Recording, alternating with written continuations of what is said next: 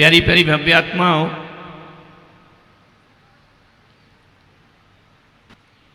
कल मैंने कहा था कि बेटी का घर बसाओ, उजाड़ो नहीं।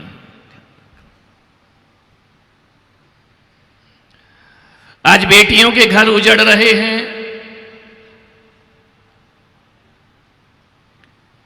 घरों में सहन शक्तियां नहीं हैं।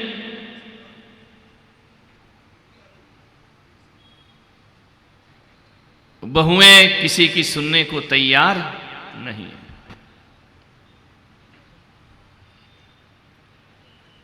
एक बात याद रखना अपने जीवन में, जिंदगी में, कि मां बेटी को 9 महीने पेट में रखती है। एक मां अपनी औलाद को 9 महीने पेट में रखती है, लेकिन एक बात याद रखना जिंदगी में, मां केवल 9 महीने पेट में रखती है, लेकिन पिता जो होता है ना, वो जिंदगी भर अपनी बेटी को अपनी पलकों पे रखा करता है। ध्यान रखना, वो जिंदगी अपनी बेटी को अपनी नाजों से पालता है, अपनी नजरों में बिठा करके रखा करता है। मां 9 महीने संभालती है, पिता जिंदगी भर संभालता है। पिता की भूमिका दिखती नहीं है, लेकिन होती बहुत बड़ी है। पिता की ताकत है बेटी, पिता का खुशियां है बेटी, पिता की लक्ष्मी है बेटी। अक्सर एक बात बताओ इधर वालों, तुम लोग नहीं रहे, तुमको पापा से ज्यादा प्यार होता है मम्मी से? राजनीति मत करना कि दोनों से है, ये तो किसी को नहीं होता। किसको होता है? किससे होता है? पापा से ज्यादा प्यार होता है, मम्मी से थोड़ा कम होता है। हर बेटी पिता को ज्यादा चाहती है। और अक्सर देखा जाए तो जिस घर में बेटे हैं और बेटी हैं, तो बाप का दिल भी बेटी पे ज्यादा आता है, बेटों पर कम आया करता है। ध्यान रखिए, ये रिश्ता है, ये पवित्र रिश्ता है। पिता और पुत्री का रिश्ता, पिता और बेटी का रिश्ता ऐसा पवित्र रिश्ता है। ध्यान रखना, यूं तो बाप पल पल पे रोता नहीं है, यूं तो पिता पल पल पे आंसू नहीं भरा करता है, लेकिन एक बात याद रखना, वो बाप कितना भी चट्टान हृदय क्यों ना हो, वह पिता कितना भी मजबूत क्यों ना हो, पिता कितना भी अपने आप में पेशेंस रखने वाला क्यों ना हो, लेकिन 3 जगह उसकी आंख जरूर भरती है। पहली बार तो तब उसकी आंख भरती है जब बेटी की लगन लिखी जाती है। पिता के मन में आता है अब बेटी पराई होने वाली है, अब ये इस घर में नहीं रहेगी। दूसरी बार आंसू आते हैं उसके, पत्थर से पत्थर हृदय,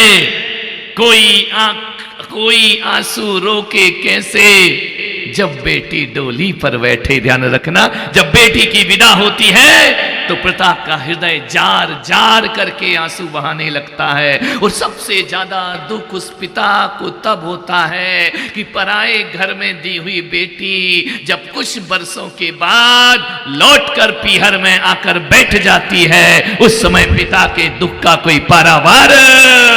पीले हाथ करता है, मेहनत करता है, परवरिश करता है, शादी करता है, विवाह करता है। जब वह विवाह फेल हो जाता है, तब उस बाप को लगता है कि मेरा सारा परिश्रम व्यर्थ चला गया। ध्यान रखना, बेटी का घर बसाने में सब कुछ लुटा देता है एक पिता। कैसी होती है वह बेटी? बेटी जब आती है तो एक लक्ष्मी आती है। जीवन भर पिता गरीबी में गुजार देता है, लेकिन कभी ख्याल रखना, कभी विचार करना, गरीब से गरीब बाप भी जब बेटी की शादी करता है ना, तो न जाने क्यों, कहां से कैसी कृपा होती है, उस गरीब बाप की जेब में नोट आ जाया करते हैं।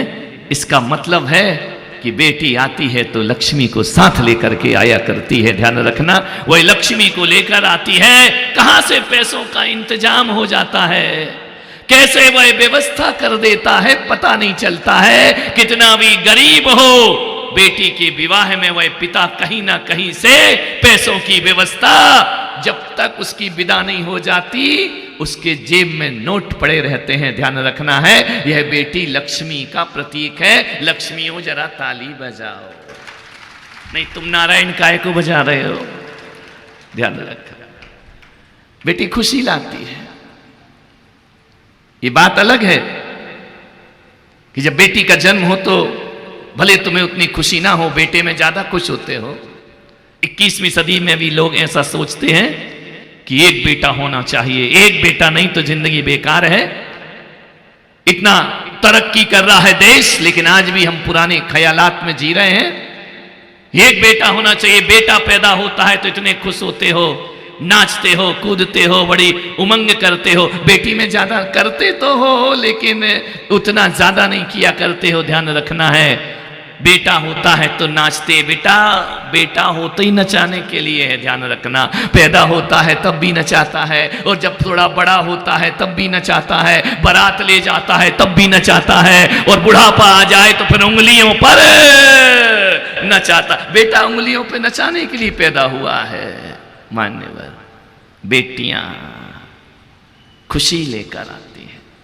कभी ख्याल किया, बेटियों के पिता, तुम्हारे पास लड़के हो, तुम दुकान से थक के आते हो, ऑफिस से थक के आते हो, बेटा नहीं पूछेगा पापा पानी पी लो, लेकिन रात को 10 बजे भी पहुंचो घर में लेट तो बेटी अपने पलंग से उठती है और कहता है पापा पानी पी लीजिए, पापा जल पी लीजिए। पापा का सबसे ज्यादा ध्यान रखने वाली बेटियां हुआ करती हैं। पापा तुमने खाया नहीं, और कभी कभी तो वो झगड़ा कर लेती है, पापा कितना काम करते हो, कितना काम करते हो, कभी तो शांति से बैठा। ये शब्द बेटों के मुंह से नहीं निकलेंगे कभी जिंदगी में। ध्यान रखना, बेटा तो कहेगा 1 लाख रुपए दो, मुझे आईफोन लेना है। बाप कहेगा मेरे पास व्यवस्था नहीं है, बेटा मेरे पास नहीं है। बेटा कहेगा नहीं मुझे तो चाहिए, जब मेरी जरूरत पूरी नहीं कर सकते तो मुझे काय के लिए पैदा किया है। ध्यान रखना है, तुम्हें मेरी जरूरत पूरी। बेटे जवाब देंगे, बेटी कभी बाप को जवाब नहीं दिया करती है। ध्यान रखना, तुम्हारी परवरिश, तुम्हारा ध्यान जितना बेटी रखेगी उतने लड़के नहीं रखा करते हैं। मान्यवर, आपसे निवेदन है, बेटा पिता क्या होता है मालूम है? अपने बच्चों की परवरिश करने के लिए खुद सस्ता मोबाइल रख लेता है, बच्चों को महंगा मोबाइल दिलाया करता है। पिता वो होता है जो खुद हल्के कपड़े पहन लेता है, बच्चों को ब्रांडेड कपड़े पहनाया करता है। पिता वो होता है जो खुद सस्ते जूते पहन लेगा लेकिन बच्चों को महंगे जूते पहनाया करता है।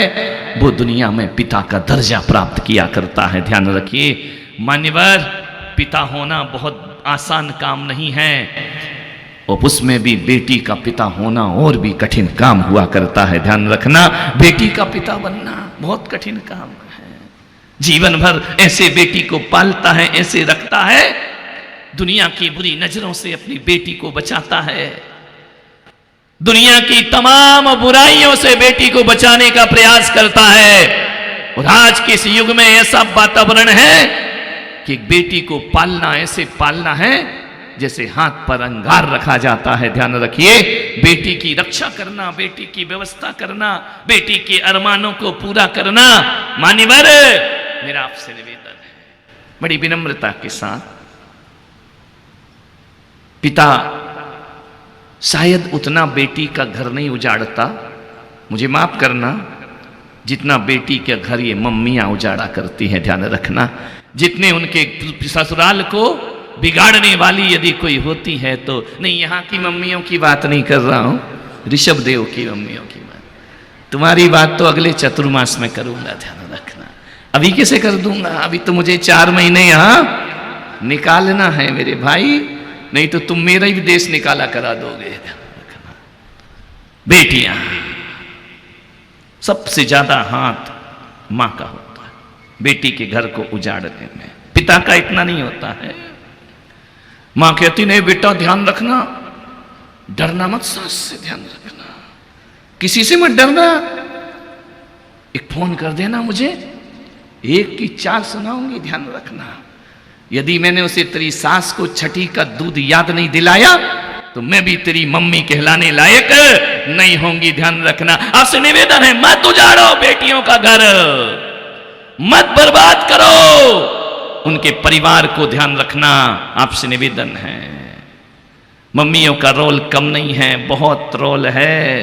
और जो बेटी ससुराल की एक एक बात माँ को बताती है, समझ लेना उस घर को उजड़ने में, बिखरने में अब ज्यादा देर नहीं लगा करती है। मैं एक फिरोजाबाद में मेरा प्रवास हुआ, वहां एक नसिया जी करके एक मंदिर है, वहां पे मैं पहुंचा, प्रतिक्रमण कर रहा था शाम वक्त। एक 60-70 साल की, 70 से भी ऊपर होगी, वो बुढ़िया मेरे प्रतिक्रमण में आती, चुपचाप बैठती। सुबह स्वाध्याय होता तो चुपचाप आकर बैठती और चली जाती। रोज आती, रोज बैठती, पीछे बैठती, बड़ी शांत दिखती। मैंने एक दिन पूछा कि अम्मा तुम कौन हो? बोली बस महाराज एक व्रती श्राविका हूं। कहां रहती हो? बस इसी धर्मशाला के कक्ष में रहती हूं। मैंने कहा धर्मशाला में रहती हो, तुम्हारे बच्चे नहीं है? बोले नहीं महाराज मेरे कोई बच्चे नहीं है। तो मैंने कहा किसके साथ हो? बोले अकेली रहती हूं मैं और मेरे भगवान चंदा प्रभु, दूसरे की मुझे कोई जरूरत नहीं है। मैंने कहा अम्मा अकेले कैसे रहती होगी? बोले रह लेती हूं भगवान भरोसे। तो मैंने कहा दिन भर क्या करती हो? बड़ी अच्छी बात है, कोई कहानी नहीं है, जीवंत घटना है। बोले मैं पाठशाला के बच्चों को पढ़ाती हूं, लिखाती हूं, तत्वार सूत्र पढ़ाती हूं, द्रव्य संग्रह पढ़ाती हूं, 6 डाला पढ़ाती हूं। मैंने कहा इतना पढ़ाती हो? मैंने कहा अम्मा जी बताओ आप कितना पढ़ी हो? बोले मैं बिल्कुल नहीं पढ़ी हूं। मैंने कहा बिल्कुल नहीं पढ़ी? और तुम तत्वार सूत्र पढ़ाती हो, तुम 6 डाला पढ़ाती हो, तुम द्रव्य संग्रह पढ़ाती हो। मैंने कहा अम्मा ये कैसे हो सकता है? बोले महाराज मेरे पीहर टूंडला का है, फिरोजाबाद के पास टूंडला है, वहां मेरे पिता हैं, पिता थे, उन्होंने मुझे पढ़ना सिखाया लेकिन मुझे लिखना नहीं सिखाया। ध्यान रखना, हम लोगों ने कैसे पढ़ना सीखा है? लिखकर सीखा है या पढ़कर सीखा है? बोलिए। स्कूल जाते हो तो पहले क्या सिखाते हैं? लिखना सिखाते हैं। पद्धति ये है कि पहले लिखो फिर उसको पढ़ो, ध्यान रखना। लेकिन उस बुढ़िया ने बड़ी अजीब बात बोली, उस अम्मा ने ऐसी बात बोली कि मेरे पिता ने मुझे लिखना नहीं सिखाया, मेरे पिता ने मुझे पढ़ना सिखाया है। मैं स्कूल नहीं गई महाराज, मेरे पिता मुझे घर में ही शिक्षा देते थे, पढ़ाते थे और बताते थे कि कैसे पढ़ना है। मुझे अक्षर ज्ञान तो हो गया लेकिन मुझे लिखने का ज्ञान नहीं हुआ। मैंने कहा ये कैसी अजीब शिक्षा दी है तुम्हारे पिता ने? बोले मेरे पिता ने मुझे घर में पढ़ाया, कोई डिग्री मेरे पास नहीं है, कोई स्कूल मेरे पास नहीं है। मैंने कहा अम्मा ऐसी रह लेती हो फिर ये पढ़ाती हो? बोले मैं पढ़ तो सकती हूं लेकिन लिख नहीं सकती हूं। मैंने कहा अम्मा कितना कमाती हो अकेले? बोले मेरे पति थे, उनकी मौत हो गई, 300 रुपए पेंशन मिलती है। आज से मैं करीब 15-20 साल पहले गया हूं मैं फिरोजाबाद। मैंने कहा कि 300 रुपए इससे गुजारा हो जाता है? बोले हाँ हो जाता है। ऐसी शांति उसके चेहरे पर। मैंने कहा 300 रुपए में तो गैस का सिलेंडर नहीं भरता है, तू अपना गुजारा कैसे करती होगी? बोले एक बार सिलेंडर भरती हूं, अकेले का भोजन है, 6 महीने चलता है। तो मैंने कहा 300 रुपए में गुजारा? मैंने कहा कपड़े भोजन और भी तो चीजें हैं। बोले महाराज मैं व्रती हूं, मैंने 3 साड़ियों का नियम लिया है, 4थी साड़ी मैं अपने पास रखती नहीं हूं। कोई मुझे दे जाता है तो 3 साड़ी, 4थी आती है तो पहली वाली निकाल दिया करती हूं। बोले मैं 3 साड़ी ही रखती हूं, सफेद साड़ी पहनती थी। मैंने कहा खाना पीना? बोले सब व्यवस्था हो जाती है। तो मैंने कहा 300 में गुजारा कैसे होता होगा? उस बुढ़िया ने इतना अच्छा जवाब दिया जो एक संत भी जवाब दे नहीं सकते, जो आरी का जवाब नहीं दे सकती है। उसने कहा कि महाराज यदि करना चाहो तो 300 में गुजारा होता है, वरना 3 लाख रुपए महीने भी कम पड़ा करते हैं जिंदगी में। अरे जिनको जिंदगी जीना आती है वो 300 में भी अपना गुजारा कर लेते हैं, वरना 3 लाख रुपए भी दो तो भी हमारा, तुम लोग कितना कमाते हो? 2 लाख 3 लाख 5 लाख रुपए महीने कमाते हो और अपने ड्राइवर को 10-12 हजार रुपए की तनख्वाह देते हो। तुम्हारा एक बेटा है और एक बेटी है, 3 लाख में तुम्हारा पूरा नहीं होता है और 10,000 में एक ड्राइवर 3 बच्चों को पाल पोस करके बड़ा कर दिया करता है। ध्यान रखिए, वही भी तो अरमानों को जीता होगा, वही भी तो बच्चों के लिए जीता होगा। अरे सिमटना चाहो तो जिंदगी बहुत आनंद भरी है और फैलना चाहो तो जिंदगी में दुखी दुख हुआ करते। बेटी को ऐसी शिक्षा मत दो कि बहुत धनपतियों के घर में ब्याही जाए। नहीं, बेटी को ये सिखाओ कि बेटा 5 लाख भी आए तो आनंद से रहना और 5,000 भी आए तो जिंदगी आनंद से गुजारना चाहिए। जीवन हमारे पास क्या है? न कपड़ा है, न रुपया है, न पैसा है, न हमारे पास कल के भोजन की व्यवस्था है। एक बात बताओ उदयपुर वालों, आनंद तुम्हारे चेहरे पर दिखता है या आनंद हमारे चेहरे पर ज्यादा दिखाई देता है? पदार्थों से, वस्तुओं से एक डिमांड है कि हमें अच्छा धनपति घर चाहिए, पैसे वालों का घर चाहिए, तभी हमारी बेटी सुखी रहेगी। मैं पुलक सागर कहता हूं कि बेटी की विदाई में महंगी कार दो या ना दो, अपनी बेटी की विदाई में संस्कार जरूर दिया करो। ध्यान रखना, जीवन संस्कारों से सुखी। संस्कार दो अपनी बच्चियों को, तब जीवन सार्थक होगा। उस मां से मैंने कहा कि मां, तुम्हारे पिता ने लिखना क्यों नहीं सिखाया? इसके पीछे कोई ना कोई लॉजिक तो जरूर होगा। बोले है महाराज। मैंने कहा तुम संस्कृत भी पढ़ लेती है? बोले पढ़ लेती हूं। लिखना एक अक्षर भी नहीं आता। पेंशन लेने जाती हूं तो अंगूठा लगाती हूं महाराज, मुझे नाम लिखना भी नहीं आता है। बड़ी अजीब महिला, बड़ी अजीब मां, बड़ी अजीब माता। मैंने कहा एक बात बताओ, तुम्हारे पिता ने लिखना क्यों नहीं सिखाया?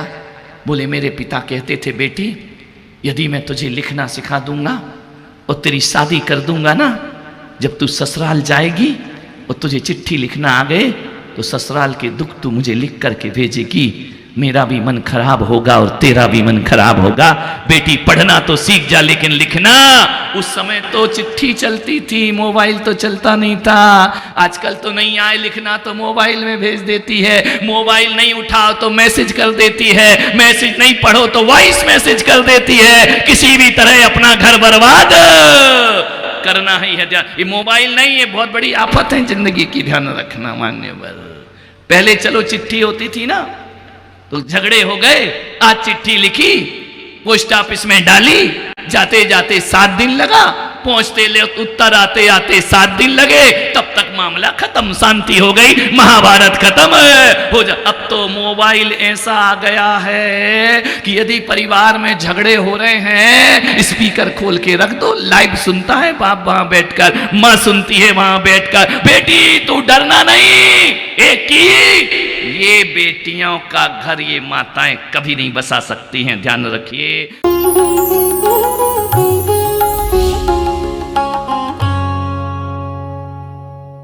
भगवान महावीर के अमर संदेश जीव दया की राह पर चलते हुए भारत गौरव राष्ट्र संत आचार्य श्री पुलक सागर जी गुरुदेव की प्रेरणा से वात्सल्य धारा ट्रस्ट द्वारा संचालित एक महाअभियान शिक्षा और सेवा समय की मांग। वात्सल्य धारा एक समाधान, मानवीयता की दुनिया में बढ़ते कदम। वात्सल्य धारा एक प्रकल्प अनेक, सुशिक्षा, सुस्वास्थ्य शिविर, औषधि वितरण, वात्सल्य धारा रुग्ण वाहिनी, अहिंसा प्रसार, माँ जिनवाड़ी संग्रहालय, जीव दया, गौ सेवा, कन्यादान, वात्सल्य धाम। सामर्थ्य अनुसार सहयोग धनराशि प्रदान कर हमसे जुड़े। बैंक खाता विवरण निम्नवत है, अथवा आप अपनी दान राशि दिए गए QR कोड को स्कैन करके हमें UPI द्वारा सीधे भेज सकते हैं। आपके द्वारा दिया गया दान आयकर की धारा ATG के अंतर्गत कर मुक्त है। पूछताछ हेतु हमें संपर्क करें 991098 7666 98109 00699।